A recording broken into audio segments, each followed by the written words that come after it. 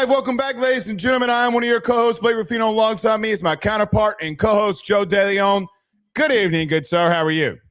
I am doing great, Blake. I'm surprised that we didn't have more major headlines come out of ACC Media Days, but of course there's still at all. I am not shocked at all. You what headlines you got outside of the only things that came in were Jim Phillips. I thought did you watch Jim Phillips today? Because I got to be real with you. I kind of walked out of that meeting, or I say meeting, with Jim Phillips today, Joe, saying, okay, I see what you're trying to do here. He wasn't like Brett Uramark. So I was like, okay. But outside of the 11:30 and 12 p.m. noon slots with Florida State and Miami, there was nothing going on. No, there wasn't going to be anything big. But what I was getting to is that I would have thought maybe something will pop up tomorrow or Friday. Every year during ACC Media Days, there's been some talk of conference realignment. That is true. Because Florida State and Clemson and everybody's impatient. Everybody wants out. Everybody wants to leave.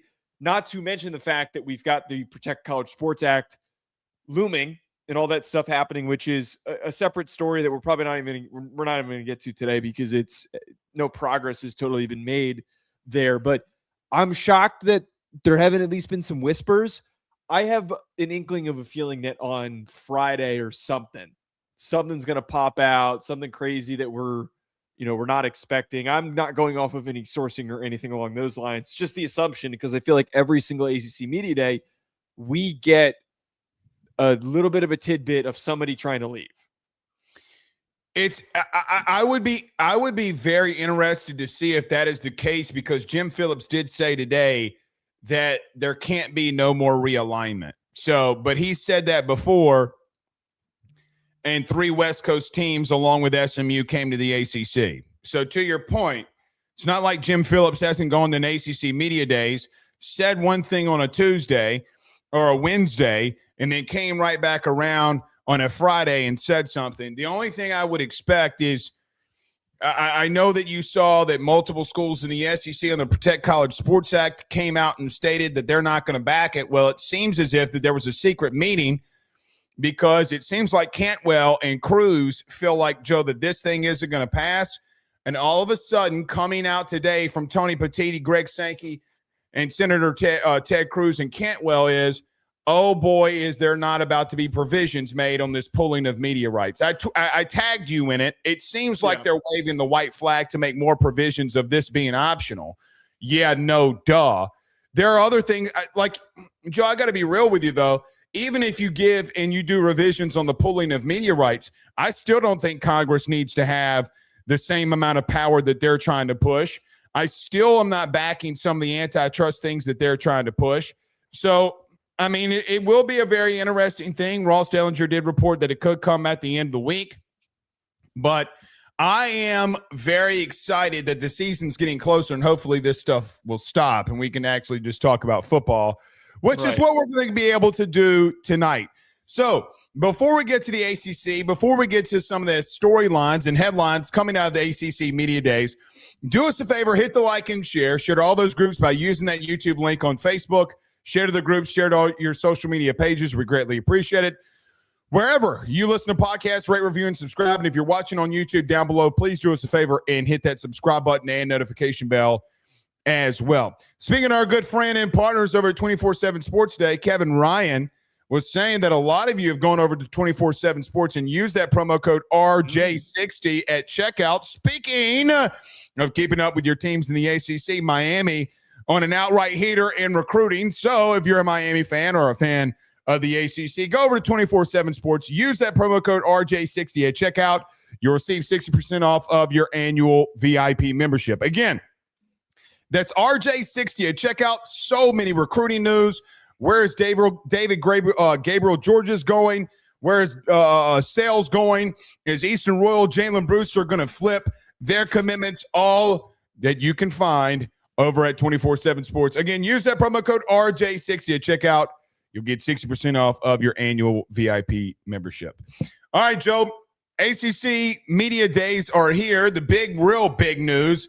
nothing that Jim Phillips said today that he's not already said in reference to playoff expansion or the Protect College Sports Act. So we all pretty much were in line of what he was going to say there. But the ACC had a problem last year. It was a tiebreaker. You had a 5-loss Duke team in the ACC title game when we all know that Miami more than likely should have been there. For time constraints, I'm just going to tell everybody to go read the very one short page 3 bullet line. I'm not going to sit here and read the whole thing. Yeah. What are your thoughts of the ACC, though, coming out with a new tiebreaker rule for their 17 teams in their conference? And, by the way, not all teams in the conference have the same amount of conference games, which is why this has become a big deal. So the short of it is that there is going to be the implementation of head-to-head is going to be the priority. But the problem that we encountered last year is that there were a general lack of common opponents that led to Duke getting into the conference championship game. It's what created the gigantic mess. They are going to be using the analytics platform that the college football playoff uses to make their informed decisions. I don't know if I feel good about that or not. Like, in theory, why should you? Right. In theory, the statement makes me think, okay, they're not just going to rest on how the standings sit, who has the most in-conference wins. They're just not going to do that because it'll lead to the same results as last time. I mean, there needs to be more nuance to it, because the conference is so big, it's impossible to effectively compare every single team when most of them are not playing one another. Mm-hmm. With that in mind, that data was not useful enough to effectively produce the right college football playoff ranking last year. So It doesn't matter if the data is available if those who are interpreting it misinterpret it. I think that there's actually very little ability for anybody to use their opinion to influence the standings like there is with the college football playoff, but it's still a metric that I don't know is going to be effectively utilized in the circumstance. Like, at the end of the day, though, when you don't have divisions and you just have this gigantic conference with teams all over the country, this is going to be impossible. Mm-hmm. We're trying to talk about a solution that is not really the right way to go about it. We can add as many different layers and stipulations as we feel in order to improve the tiebreaker, but I think at the end of the day that we're probably going to run into another circumstance that ends up being frustrating and somebody gets left out. All right. I'm going to say something. Don't yell at me. The ACC has 25 P4 non-conference games this year. It's the most in any conference, okay? Did you know that 6 of those games are against Notre Dame? So now you need to make a decision. Break the bank to go and get them and make them your 18th team, or you're going to have to end this partnership agreement. Because Notre Dame brings so much to your conference. So much. Like, arguably, you can make the argument that if they were to join, they would be the headline of the conference. But when it comes to stuff like this, you're unable to do the things that need to be done because 6 games on Notre Dame's schedule are against ACC opponents to where you can't get conference games and not everybody is playing one another. And, Joe, you have some people in the conference that are not going to play against other people in their own conference. Here's what I would suggest to those teams playing Notre Dame: use it as a conference win or loss then, because you do have a partnership agreement. Notre Dame doesn't have to do it, but Joe, that's half of a season. 6 games that Notre Dame plays against the ACC. That's half of a season. So either you're going to have to poo-poo or get off the pot. So if I'm Jim Phillips, I'm going all after Notre Dame. Don't yell at me. However, think about this. You have 8 teams, 8, that have differences in conference and schedules because they're having to play Notre Dame. So I understand that they are the biggest brand not named Miami, and you need them to stay afloat. However, even if I am in the minority of what I just stated, There's no way in blue Rudy Poo hell that you can come back from bullet point 3 that shows me that you're being run as a competent conference. Let me read subsection 3 for you, Joe. It says in subsection 3, if head-to-head competition cannot separate tied teams, the team with the strongest overall body of work will earn the opportunity to compete for the ACC Championship and for the conference's automatic qualifier for the college football playoff. So you're just going to pick and choose who you want then? Well, wait. So from my understanding, from when I was doing prep for this segment, that specific layer to this was a very truncated memo. This was a very shortened memo. The information regarding that specific section, there's apparently a much larger framework for that specific section that we're missing. I didn't read it because I didn't care to. There's 7 subsections in subsection 3. They contradict one another. Go read them for yourself. They completely contradict one another. So I understand that they are trying to do the best thing possible. I think that they're leaving this open-ended because they talk about metrics, they talk about body of work, they talk about overall rankings, and they talk about point differentials, meaning like, for example, if Miami beat Stanford by 20, Clemson beat Stanford by 21, and there's a tiebreaker, Clemson has the upper hand.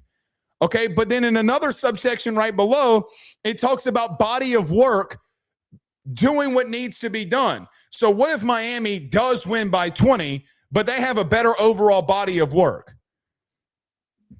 I mean, it seems to me that even in that subsection that you contradict yourself for you to choose. That's how it comes off to me. Regardless of all of that, this is going to bite them in the rear end again. I think inevitably, yes. It's going to bite them in the rear end. So regardless of what we think about it, Joe, you did it to yourself last year. So how is this not going to bite you in the rear end? So you have a subsection in there that talks about metrics and margins of victory, damn near, and then you talk about overall body of work. So how is that going to massively work if it comes out to be about the same? You're going to have to choose. I mean, there's a reason that they didn't prolong subsection 3 of that article, at least in my opinion, because they want to have overall power that if a team like Miami is on the outside looking in, that they can change it. That's how I read it. And I think that that is their intent in doing that. Regardless of all that, I just feel like that all of this is going to blow up in their face. Yes, head-to-head results have to matter, but no team will be overly rewarded or penalized based on the number of conference games that it played. Joe, you're going to have situations where they're going to have to choose because some teams have 8 games, some teams have 9. So what if there's a team that's 7-2 and another team that's 7-1? What do you do then? Because metrics aren't going to tell you. They're not going to tell you because somebody's going to go through something a little bit more difficult than the other. I do think that some of those teams that have 8 conference games, majority of them play Notre Dame, which is why I said you need a poo-poo or get off the pot, or because you have a partnership agreement, and was the only reason why I brought up Notre Dame, because those teams have 8 conference games, most of them are playing Notre Dame in that. So with that being said, you're going to have to do some form of provision of putting that as, I don't want to say a conference game, but utilizing that inside your metrics. Because if a half of a season's worth of games is going to go to Notre Dame, which I don't disagree with, they are the headline of, ironically, they're not in your conference, but you can make the argument that they're the headline of your conference, then you're going to have to find a way to use that partnership to your benefit, in my humble opinion. Because if I'm Miami for just a second, if I'm Miami and I say, look, I'm 8-1, 7-2, regardless how it works out, but I played Notre Dame and lost. And yet some of these other teams didn't have to go there. I had 9 conference games and I had to go up against them versus the same situation that had last year. This is not about Notre Dame. This has nothing to, for me, has nothing to do with them.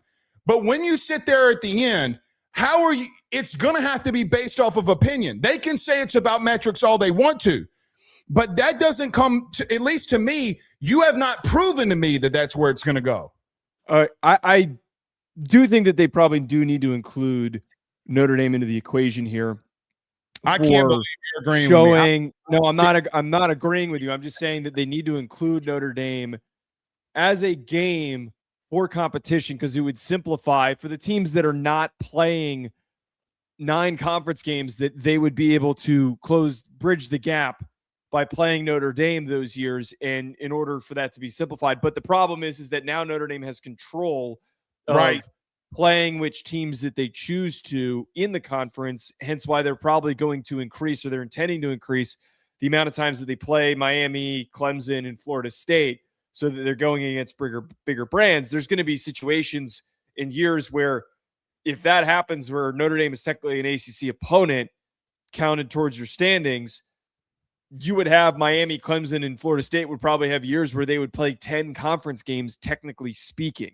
So I don't think that that's totally going to really work into the picture. And as we've discussed previously, if the ACC tried to pressure Notre Dame into joining the conference, I think that Notre Dame would just tell them we're good. And if they felt like they had to join a conference, I think that they would still join the Big Ten. I do not think that they feel that they live up to the same quality of competition of the ACC. They joined the ACC so long ago, and the main priority was having a safe place for them to compete in lacrosse, in basketball, and in baseball. They needed somewhere where they could be competitive, where they'd have good competition. Football was not an issue. It was not something that they cared about. But things have drastically changed after the Big East imploded, and they didn't have anywhere really, not that they didn't have anywhere to go. They were always going to have an option. It made the most sense at the time, but right now the competition has decreased. There's one really good team for them to play every single year that's turning into a recurring rival if they can play them every single year, and the remaining ones are too inconsistent to be reliable enough to bolster their resume. It's killed them. The ACC, competing with the ACC, has killed their resume over the past couple of years. I agree. Now, to the point, and my last thing on this before we move forward, Miami has 9 conference games. Notre Dame is not included in that. They play Notre Dame. So hypothetically speaking, let's just say they go 7-2. I don't think that they will. I think they're 8-1 undefeated in the ACC. How do you not? So like last year, as an example, they went, 6-2 inside the conference? No, they didn't. They technically, if you want to get down to brass tacks, no, they didn't. They went 7-2 because, again, Notre Dame is playing an enormous amount of ACC teams. I do wonder how they're going to work through that. I just think at the end of this, Jim Phillips is saying to everybody, look, we can't have this happen again. If we need to come down and make a decision, we need to make a decision. That's how I deem it. But think about it like this. Miami is playing 10 P4 opponents, 9 in conference, 10 technically if you want to count Notre Dame. So I would just throw that in there moving forward. It was something that we probably should have caught last year when they were kept out of it. Like, how are you not including Notre Dame into that?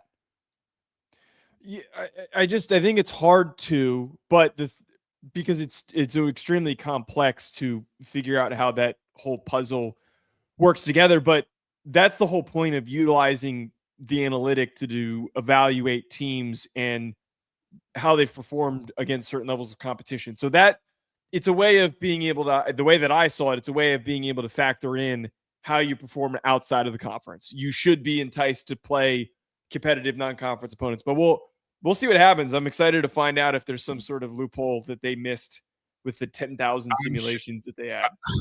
They didn't do no 10,000 simulations. That was in the memo. That was in the memo. Jim Phillips also said last year that he didn't want to expand to 24 playoff teams, and then all of a sudden the next week he wanted to expand to 24 playoff teams. I don't think that means they didn't do 10,000 simulations. Well, with all due respect, I don't trust you. Okay. I don't trust I don't you. know why you would put that in a memo if you were making that up. I don't like, then you just wouldn't put it in there. Because conference commissioners have never put stuff in memos that were completely fake and false. I just think that that's something that you're not going to make up. I don't agree with that. Okay. All right, moving forward, some other things inside of ACC Media Days. Probably the biggest thing in all of this was Mike Norvell. Now, Mike Norvell inside of ACC Media Days today was asked about Tom Herman. And I got to be honest with you, Joe. Again, I told you this last week about the Big 12 Media Days. I feel like I'm watching an episode of The Office every time someone in the ACC or Big 12 open their mouth. But Mike Norvell was asked about Tom Herman, and he says he's the special assistant to the head coach. And I felt like I was listening to Dwight Schrute say I'm the assistant to the regional manager in some kind of ways. Mm-hmm. But that's not the headline thing that happened here with Mike Norvell. Mike Norvell was asked if he believed that his job was on the line this season, and he said, and I quote, "No, I never feel that way. I don't fear failure. I never have. I fear regret instead." Joe, this is just either this is massive coach speak or he's completely naive. Whichever one, he's got to feel that his job is on the line this season. What are your thoughts of Mike Norvell saying that he believes that he's not on the hot seat? Because, of course, he doesn't believe that. Yeah, this came from a piece published by Ralph D. Russo of The Athletic. And when I was combing through all the things that came out this week, I was stunned by this headline because it doesn't directly quote him saying that he doesn't believe that he is coaching for his job, but it seemed pretty clear that he was asked and he said no. And then he had this long-winded coach speak quote, the one that you read about him not fearing failure. And he does fear regret in the regard of not controlling what he can control, all this stuff. He has constantly been grasping just at anything. He's grasping at air in order to be able to stay afloat and to stay as a head coach. We all know that he's done in. We all know that he is not going to survive this season unless he were to win at least, I think, 8 games would be the starting point, which is a really high floor for expectation for what you need to do in order to keep your job. Like the other thing too, that he said, it was quoted in a CBS Sports article. He compared the mentality, not the team, but the mentality of this team to the 2023 team that won the ACC Championship game and notoriously missed the college football playoff. He said that it's the way the team came together, the mentality they brought, how they responded throughout that journey that's really set them apart. So we have him not understanding the situation that he's in, not willing to admit the situation that he's in, and how, quite frankly, lucky he is. I don't expect him to be very open about, like, I'm lucky I got this big buyout that's keeping me from getting fired, but to not acknowledge that he has a lot of pressure on his shoulders, and then to come back around and try and say, this team reminds me of 2023, that's a whole bunch of BS. That's beyond coach speak. It's trying to butter everybody up with fake nonsense to make them feel a little bit better. He's got nothing. All this dude has is one good season in 2023. The 2022 season was great as well, but that 2023 season is the reason why he's got this gigantic contract with this huge buyout. And it's all that he can point at. And it's just lame. That's my only takeaway from this. This is all so freaking lame at this point. I guess I kind of feel bad for him, but we've gotten to this spot where I'm tired of hearing from Mike Norvell. I'm tired of hearing from him. The thing with Mike Norvell for me is over the last 2 seasons, Joe, he's 7-17. What do you mean you're not on the hot seat? Now, in listening and seeing him saying that, I don't expect any coach to come out and say, yeah, I'm on the hot seat. These guys, because one bad thing comes out, one bit of adversity comes out. Your coach goes into the season saying that, Joe, he can't say that, right? Like he can't confirm that he's on the hot seat. If they have any choice, or any chance or choice to get through any level of adversity, he can't come out and say that. I don't believe by any stretch of the imagination that he does not believe that he's not on the hot seat, nor does he deserve it.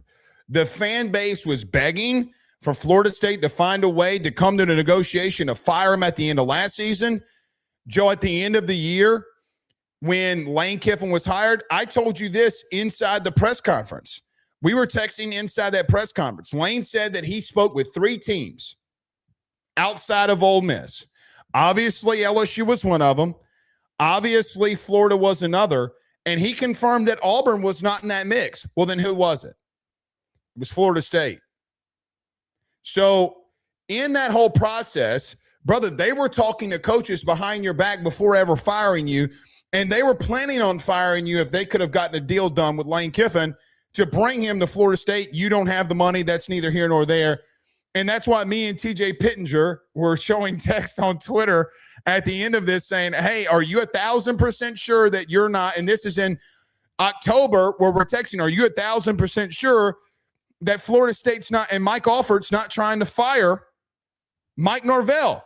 Joe, there were rumors that were going out there that Mike Alford was trying to raise funds as fast and quickly as he could to fire not Mike Norvell to get any chance whatsoever to get in this coaching search carousel.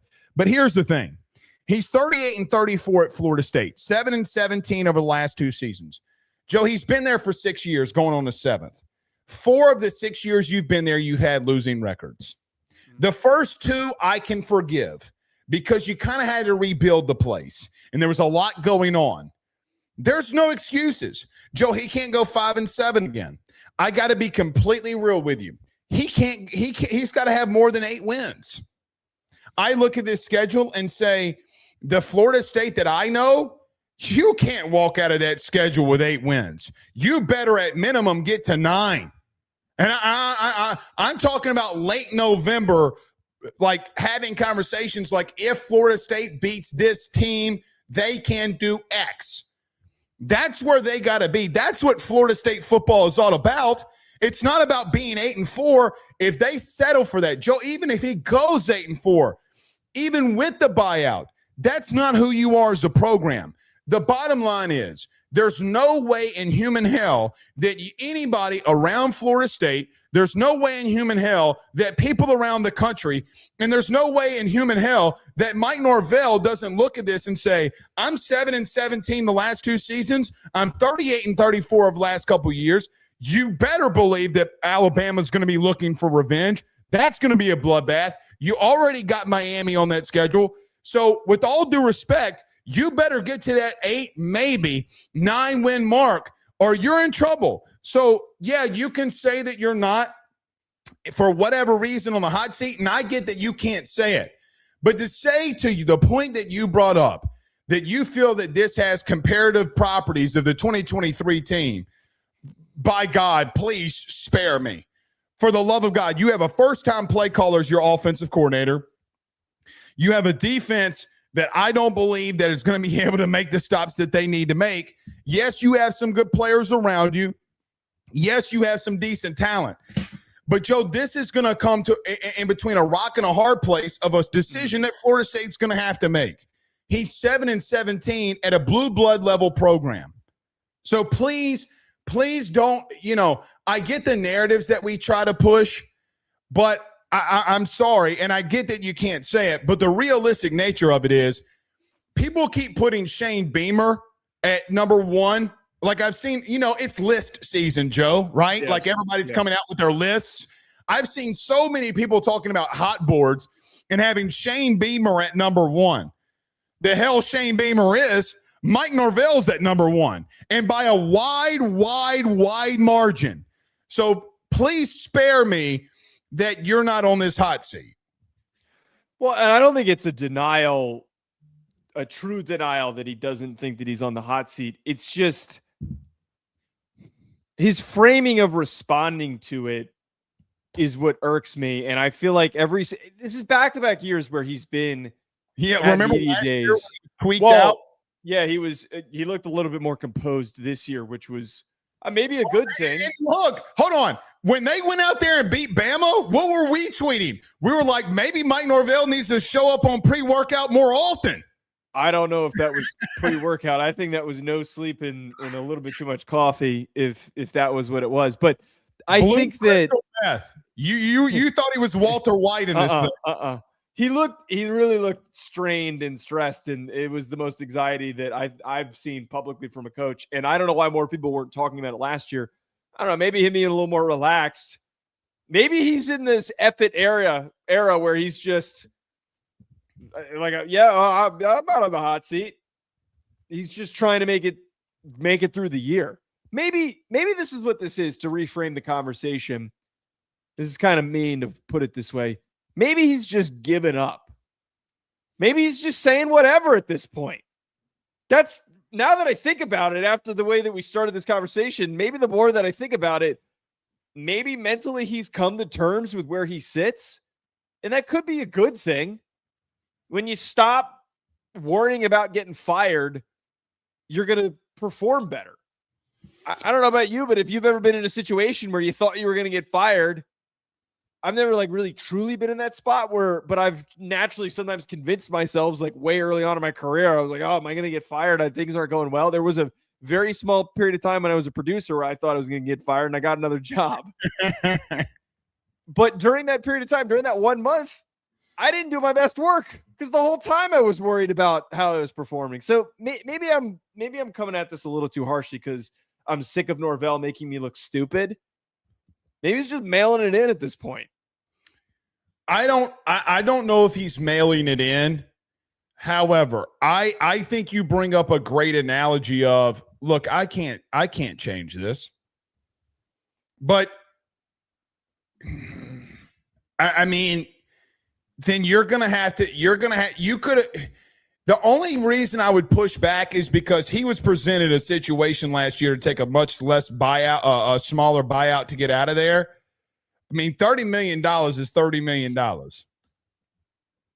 I mean, his buyout right now is $51 million. Florida State's going to have to put their money where their mouth is. Here was my whole thing behind the whole Mike Norvell, them saying that $51 million was too much money to pay a coach. You were about to pay $100 million to go into a conference not to receive TV revenue for 3 years.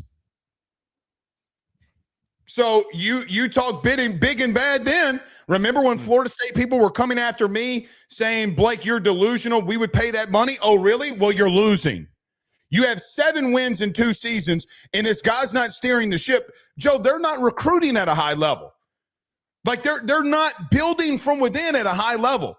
The dude down the street, pun it, not really, but the dude down the street in Miami, he's doing it. Are you seeing what John Summerall's doing and bringing in a top 10 class? Mike Norvell's not doing that.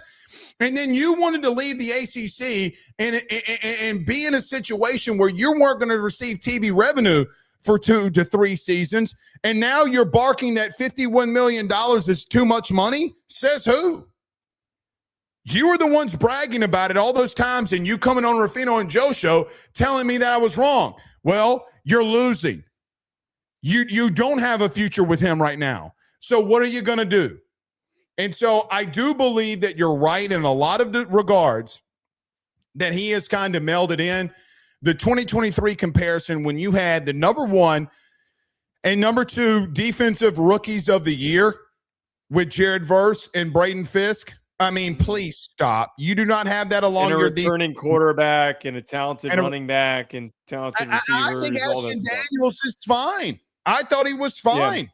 Yeah. I think Ashton Daniels can do a good job. But to put yourself in that situation is crazy. Here's the realistic truth. Joe, what if he goes 6-6 this year? If he goes 5, he doesn't make it to he gets fired.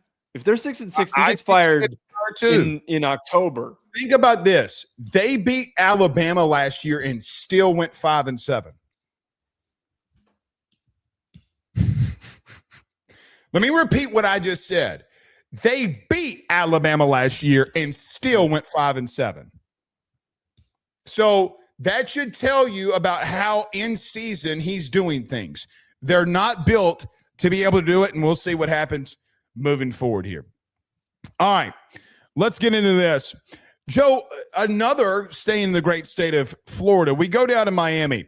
Mario Cristobal in Miami didn't really have a lot going on. The big thing that I saw today coming out there was Darian Mensah saying that he had 6 hours to make a decision if he was staying at Duke or that he was going to go into the portal and go to Miami. I do find that to be interesting. I don't believe him, just being honest with you. I don't believe that at all. I think he had days to make a decision.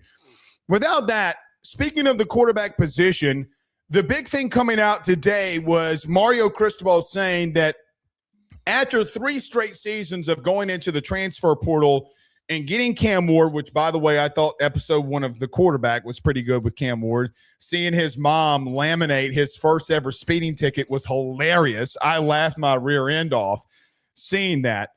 Then going and getting Carson Beck, and now going and getting Darian Mensah. Mario Cristobal said that he is not planning on going into the portal for the quarterback position moving forward. Now, Joel, I don't know if he's talking about next season or if that is a 24-month plan versus a 12-month plan, and I'll get to the reasons why I think that he will do it one more time. But what are your thoughts of Mario Cristobal saying that we're going to build the quarterback position from within?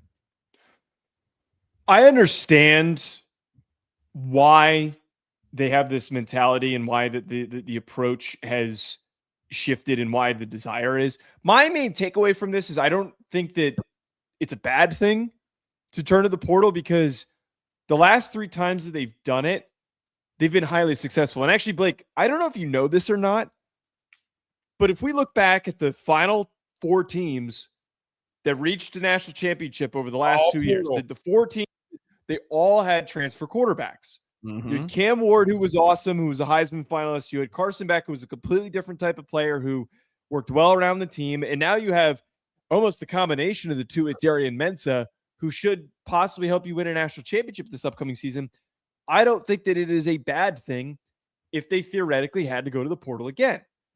That being said, they are in a position with the way that they've recruited, not at like previously. They don't have some deep room of former 5 stars. This is not like Notre Dame's done a really good job in quarterback recruiting. LSU has one of the deepest quarterback rooms in the country. Oregon has one of the deepest quarterback rooms in the country.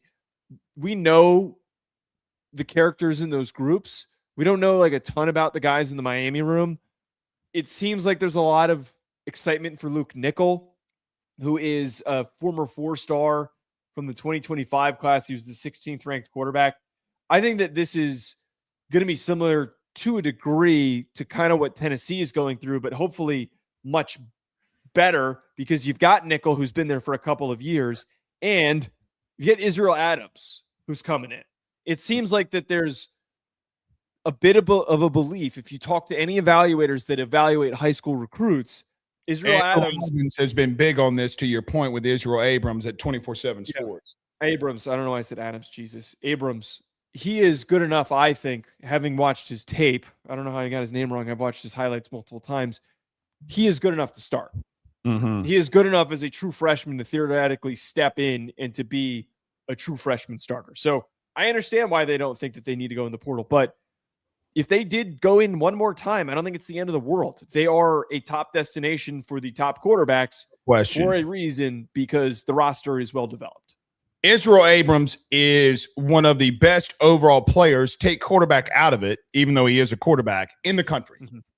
Yes. There's no denying it. I had an interview, about 45 minutes, with Andrew Ivins, the lead director of scouting for 24/7 Sports. We talked about Israel Abrams, big arm, athletic, can do everything that he needs to do.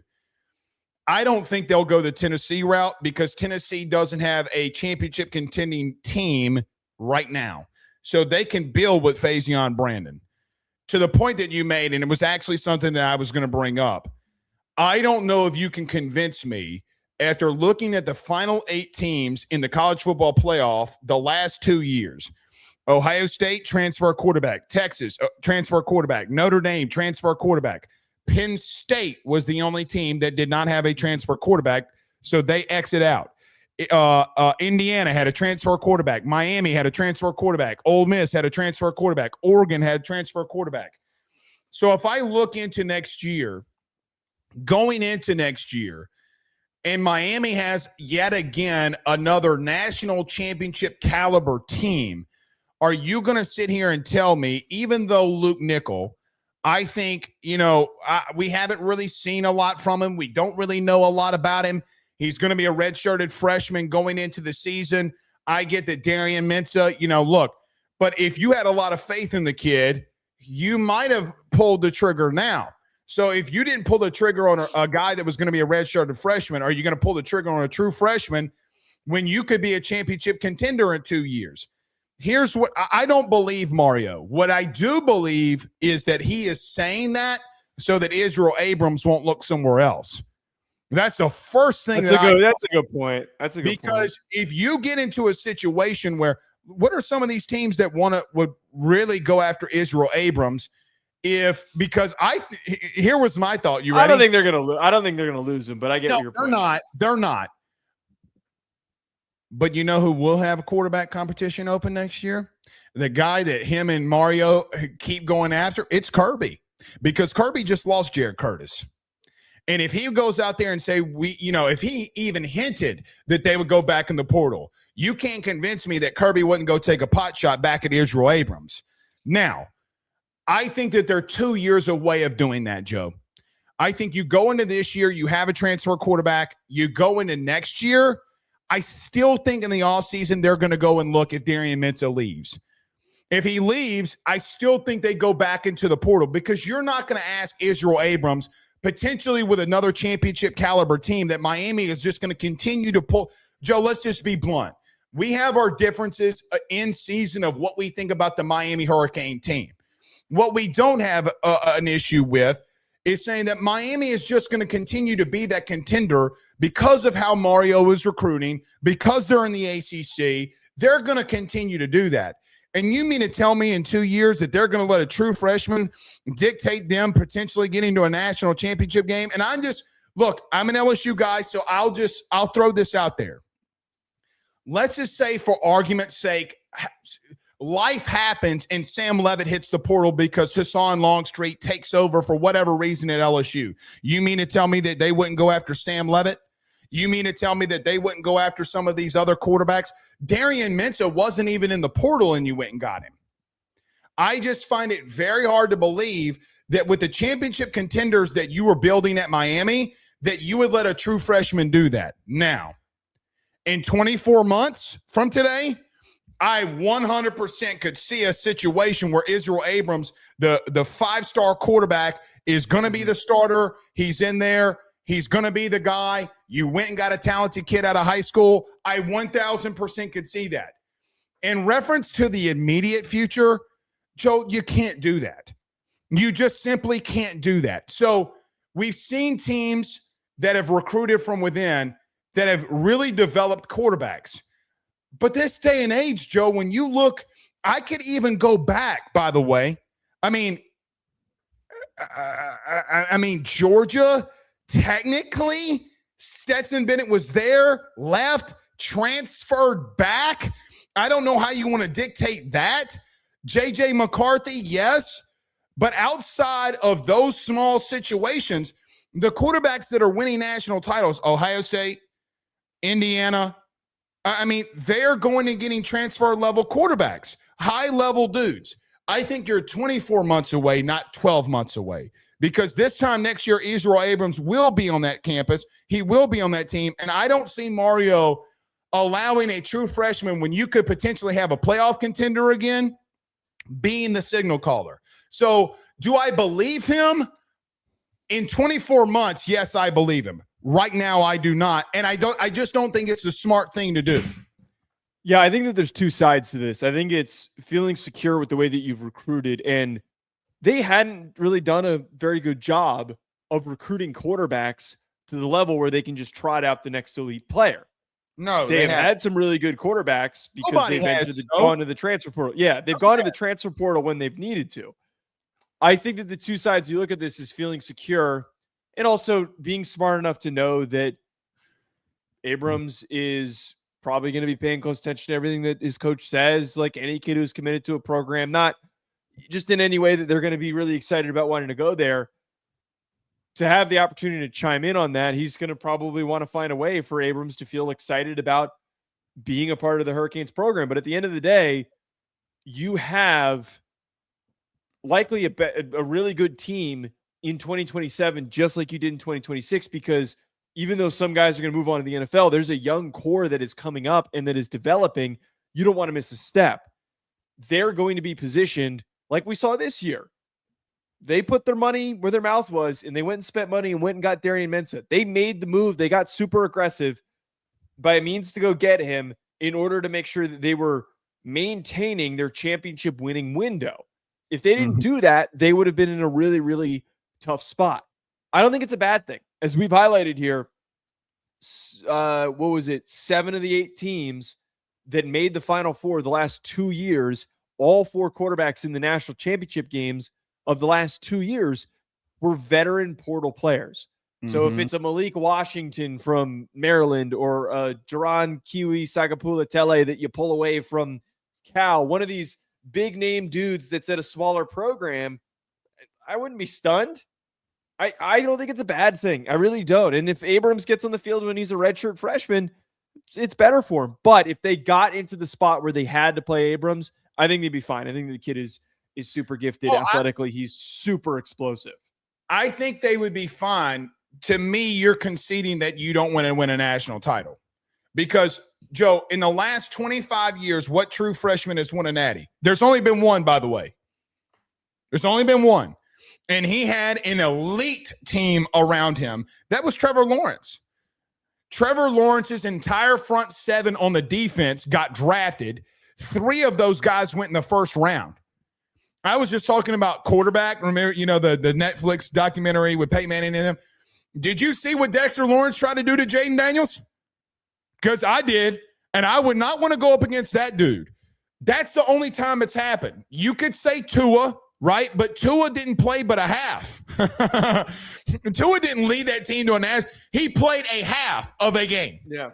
So, again, to me, you're just conceding that fact. Now, again, there are a lot of situations, a lot of really good players that you've recruited over the last couple of years. You're stacking classes. I mean, Joe, I look at the 2026 class as an example. Jackson Cantwell, Wingo, Paris, Charles. You go into this class.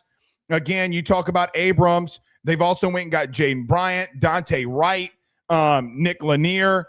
So they've done a really good job of recruiting from within. I do think it's funny that when you look at all these dudes from the state of Florida, it's actually ridiculous and hilarious. But regardless, I think they're 24 months away of doing this, more than 12 months away from what Mario was trying to say here, and there's absolutely nothing wrong with that. All right. Right.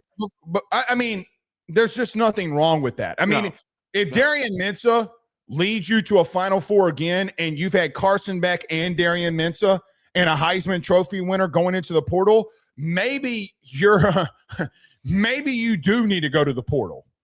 It might be dumb for you not to go in the portal. Mm-hmm. So if you have a Heisman Trophy winner, Darian Mensah, and a guy in Carson Beck that led you into a national championship, spare me. I go back in that portal and not think twice about it. All right. Yeah. Let's move forward. Oh, sweet Jesus. All right. I have been absolutely had a fan base after my rear end all day. So I'm going to kind of take a back seat of this segment. Joe, Ole Miss is considering, per their athletic director, Keith Carter, of suing Princewill Umanmielen and Devin Harper for contracts and potential TV rev share contracts. Now, the way that I understand this is that these were null and void after going into the portal. This has got a lot of layers to it. I do think Keith Carter was being a little petty doing this before SEC Media Days instead of doing this behind closed doors.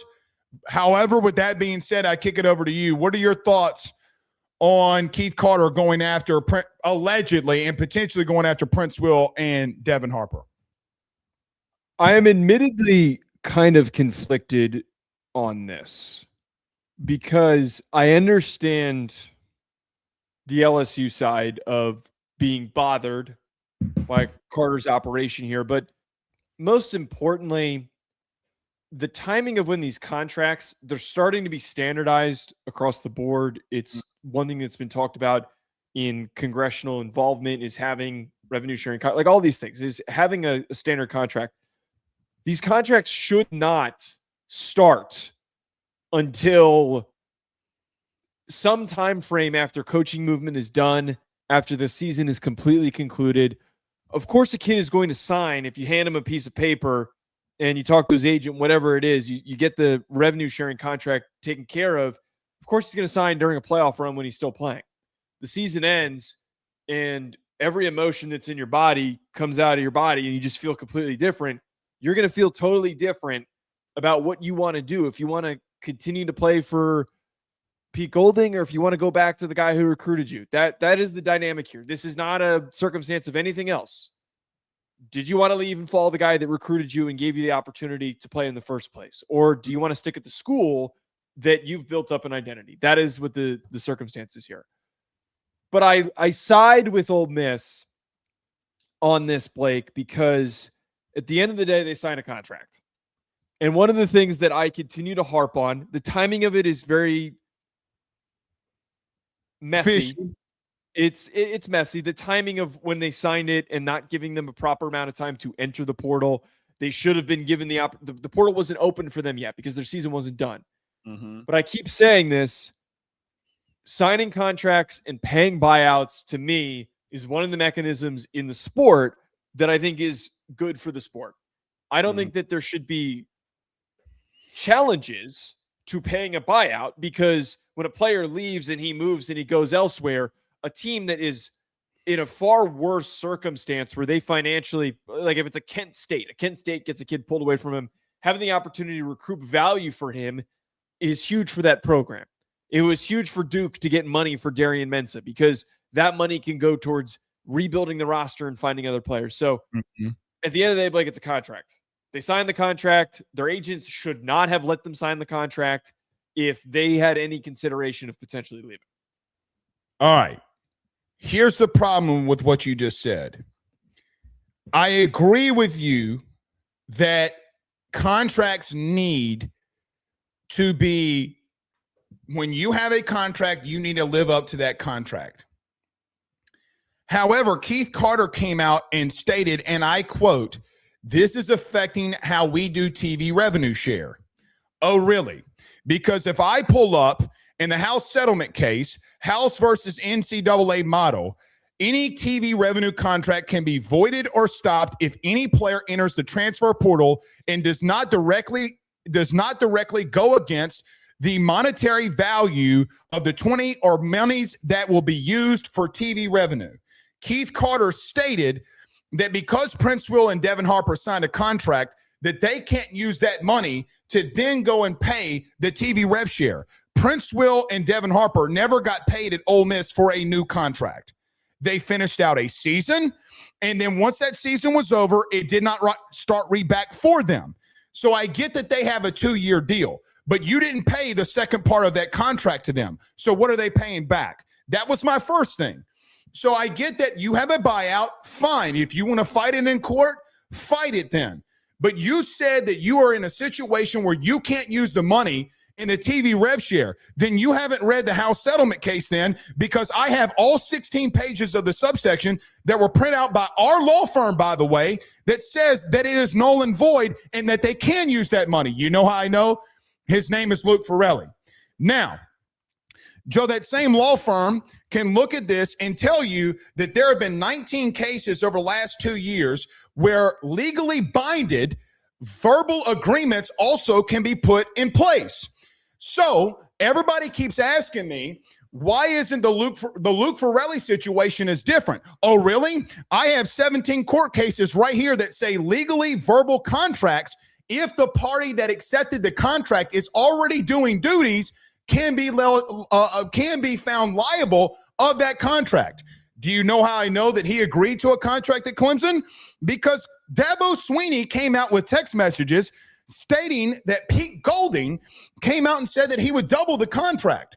So you're literally going after LSU for a contract that in a second year of a payment that you didn't pay, when I have literal court documents that state that a verbal contract can be put in place. Here is sources. You ready? If you do sue LSU, they're going to use that against you in a court of law.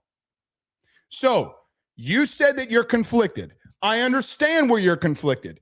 There is a buyout, But Joe, it also says in the House settlement case that those things are voided if you do not pay the second part of that. They're not. Keith Carter went to the Clarion Ledger and lied.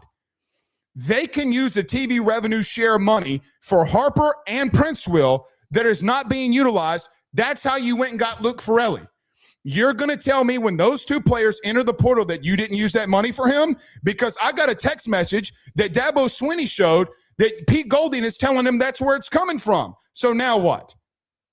This is messy. And I get that if you want to sue, that's your prerogative. Go right on ahead. I was going to be petty and say that if LSU beats them on September the 19th, if I'm Verge Alsbury, I'm giving Keith Carter the contract money and saying, here you go, little brother.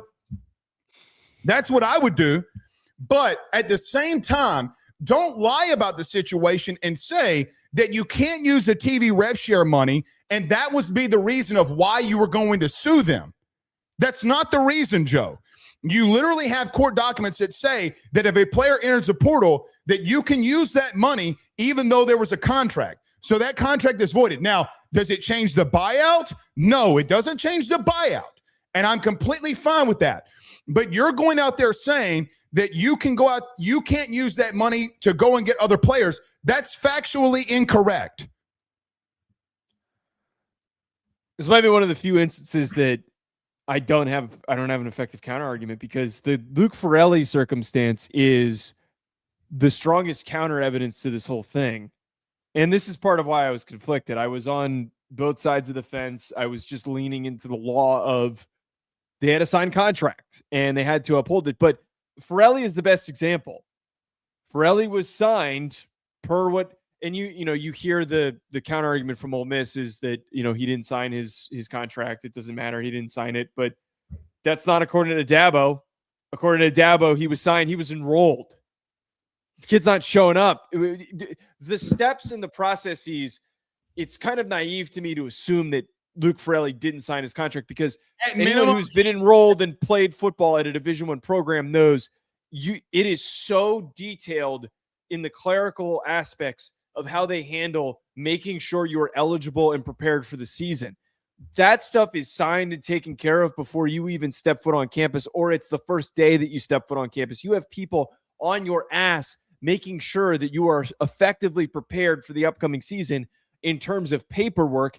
And it'd be bad on his agent if he didn't sign a contract, because if he showed up and he didn't have anything signed, then clubs could theoretically do whatever the hell that they would want and not actually pay the kid. But that obviously wasn't going to come to fruition. So the Farrelly thing is the good counterexample here, because they literally just did this. They're not paying the buyout for Farrelly. Yeah, no. I don't, now that I think about it, I guess I stick with LSU in this circumstance. Well, even if it was there, Ole Miss's argument is that he only signed a financial aid agreement. So you mean to tell me that the kid did not accept the details of a contract in principle? How did that work? Oh, and by the way, how does Pete Golding have a text message saying to Luke Farrelly that he would double it? You can't double nothing, Joe. Yeah. So he accepted something. So what did he accept? So here's my biggest thing. Keith Carter lied. He lied in the sense of saying that he couldn't use the TV rev share money that was agreed to other players. Those are voided, literally voided. There's 16 pages in the House settlement that tells you specifically that if a player enters the portal, that you can use that money because it's not being paid. Joe, the money that Princewill and Harper were paid were for the year that they actually played.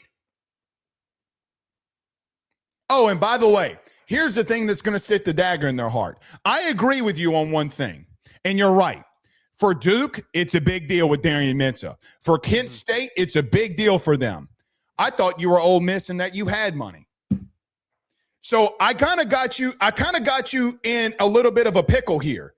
You lied about the House settlement case. There's not enough people out there that understand the rules of law of that, so they're not going to call you on your bullshit. Well, I'm calling you on it. Joe, go to ChatGPT if you don't want to do the work yourself.